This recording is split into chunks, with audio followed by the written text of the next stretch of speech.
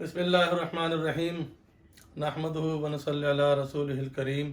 नाज़रीन कराम अस्सलाम वालेकुम। मैं डॉक्टर मोहम्मद ताहिर कुरैशी अपने इदारे उर्दू निसाब साज की तरफ से एक और वीडियो के साथ आपकी खिदमत में हाजिर हूँ। इस वीडियो का ताल्लुक़ भी पब्लिक सर्विस कमीशन के इम्तहानात से है।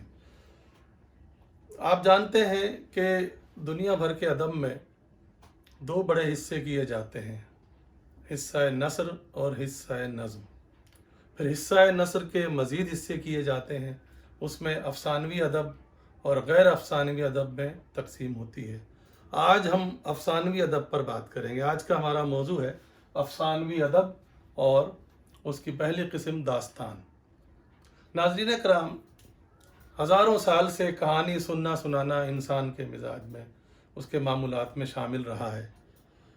आपकी तो नस्ल का हमें अंदाज़ा नहीं है कि आप लोग कहानी सुनते हैं या नहीं सुनते हैं, तो हमने बहरहाल अपनी नानी और दादियों से कहानियाँ सुनी हुई हैं, लेकिन अब वो दौर शायद ख़त्म हो गया है। लेकिन इंसान के मिजाज में कहानी सुनना सुनाना शामिल है और ये दुनिया की हर ज़बान के अदब में मौजूद है। याद कीजिए मशहूर ज़माना दास्तान अल्फ़ लैला, जिसको गलती से लोग अलिफ़ कह देते हैं, हालांकि यह है अल्फ़ लैला, बल्कि पूरा नाम है उसका अल्फ़ लैला व लैला, जिसकी दुनिया की हर बड़ी ज़बान में तर्जुमा हो चुका है। ये दास्तान ही तो है। पहले हम ये समझ लें कि दास्तान कहानी की कैसी किस्म है। दास्तान ऐसी किस्म है जिसका माहौल अमूमन गैर फितरी होता है, यानी उसमें जादू की, जिनों की, चुड़ैलों की, भूत प्रेतों की कहानी होती है। फिर ये तवील बहुत होती हैं और रोमान और तख़य्युल का इम्तजाज होता है। और कुछ दास्तानें तो हैं जिनके मरकज़ी किरदार होते हैं, लेकिन बहुत सी दास्तानें ऐसी होती हैं कि जिनका कोई मरकज़ी किरदार नहीं होता। एक किरदार की कहानी चल रही होती है, उसी में से दूसरी शुरू हो जाती है, उसी में से तीसरी शुरू हो जाती है। इसी तरह कहानी दर कहानी दर कहानी ये सिलसिला चलता ही रहता है।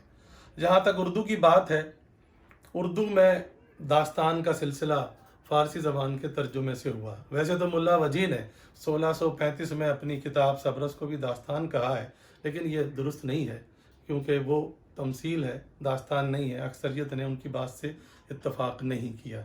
अलबत्ता जो पहली दास्तान है क़िस्सा महर अफरोज़ दिलबर, इसको डॉक्टर जमील जालबी ने अपनी किताब तारीख़ अदब उर्दू में उर्दू की पहली दास्तान तस्लीम किया, जो नवाब ईसवी खान बहादुर की है। अलबत्ता इसका सन वो मुतय्यन नहीं कर सके। उन्होंने अंदाज़ा लगाया है कि ये 18वीं सदी के वस्त या उससे पहले की दास्तान है। और सही मानों में जिससे दास्तान की शहरत हुई, नौ तर्ज़ मुरस्सा मोहम्मद हुसैन खान तहसीन की दास्तान थी। 1775 में ये मंजर आम पर आई और ये मशहूर फ़ारसी क़िस्से चहार दरवेश का तर्जुमा है। उसके बाद 9 आइन हिंदी मेहरचंद खत्री साहब की, और फिर गालिबन उर्दू की सबसे तवील दास्तान अमीर हमज़ा, जो खलील अली ख़ान अश्क ने लिखी, ये 1801 में मंजर आम पर आई। इसकी 46 जिल्दें हैं, जिनमें से 10 जिल्दें सिर्फ तिलिस्म होश रुबा पर हैं। तिलिस्म होश रुबा की जिल्दें मोहम्मद हुसैन जा और मुंशी अहमद हुसैन कमर साहब ने लिखी।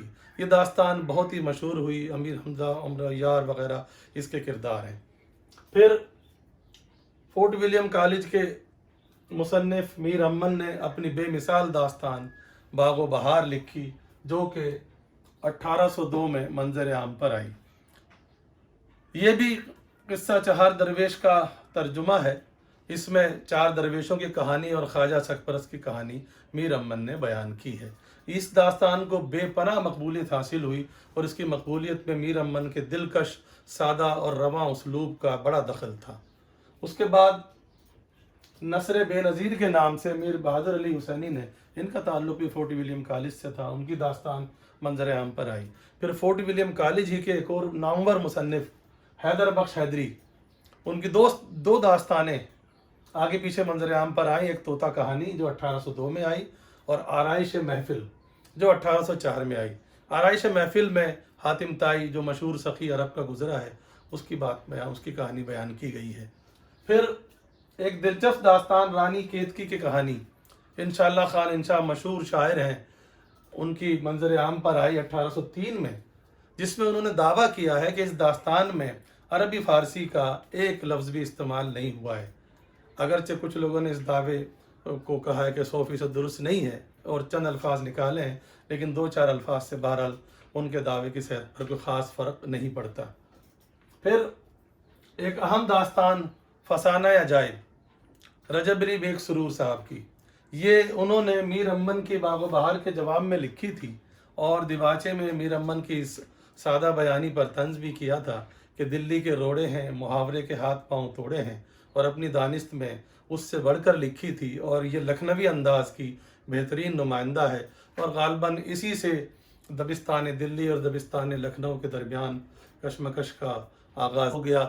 اور فسانہ عجائب سرور نے 1824 میں مکمل کر لی تھی، لیکن اس میں بار بار وہ کاٹ چھانٹ کرتے رہے تھے، اور بالآخر 1843 میں آ کر وہ شائع ہوئی ہے۔ لیکن اردو کی کلاسیکی داستانوں میں اس کا مرتبہ بہت بلند ہے، زبان اس کی بے شک مقفع اور مسجع ہے، لیکن وہ لکھنوی دبستان کی نمائندہ داستان مانی جاتی ہے۔